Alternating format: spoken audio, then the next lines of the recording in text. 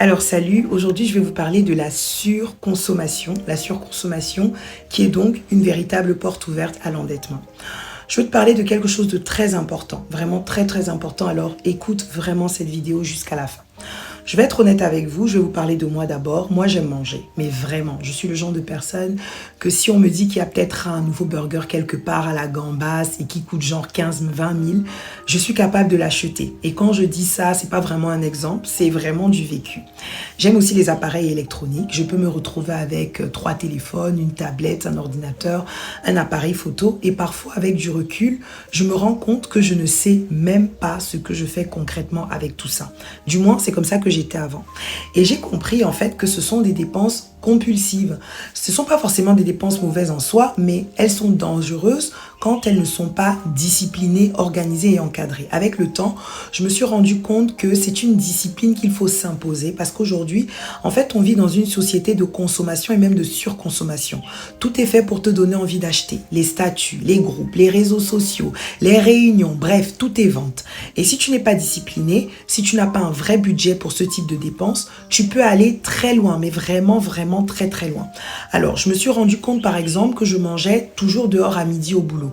Et manger dehors à midi au boulot, ça peut être 2500, 3000, 3500, 5000, 10 000, bref, 5 midis par semaine, je te laisse faire le calcul.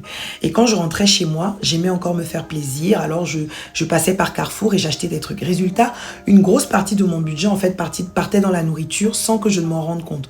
Ce qui n'est pas mauvais, c'est bien de manger, mais en fait, quand ces petites dépenses sont dispersées, invisibles et cumulées, elles deviennent en fait énormes. Et à la fin du mois, tu vas te retrouver dans le rouge. Et quand tu te retrouves dans le rouge, qu'est-ce que tu fais? Tu empruntes. C'est comme ça que beaucoup de personnes en fait tombent dans l'endettement. Alors aujourd'hui, mon conseil, il est vraiment simple. C'est basé sur mon expérience personnelle. Identifie tes zones de surconsommation. Fais la différence entre ce dont tu as besoin et ce que tu veux pour plaisir. En fait, tu dois budgétiser tes plaisirs. Parce qu'en fait, se faire plaisir, bien sûr, c'est important, mais c'est se faire plaisir sans discipline qui est dangereux.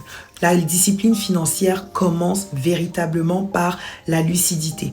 Et s'il y a des choses que tu as vraiment envie de t'acheter, tu peux par exemple faire certains arbitrages. Moi, je donne un exemple tout simple. Moi, je ne suis pas la personne qui va aller m'acheter une perruque à 500 000, 1 million, parce que voilà, c'est pas mon plaisir. Donc du coup, j'essaye de faire certains arbitrages. Il y a des dépenses que je ne fais pas, même si ce sont des dépenses tendance, même si ce sont des dépenses à la mode, tout simplement parce que j'aimerais pouvoir me faire plaisir avec des choses que j'aime vraiment, sans avoir à exploser mon budget et me retrouver à devoir emprunter ou m'endetter parce que je sais pertinemment par expérience que l'endettement, c'est une véritable prison.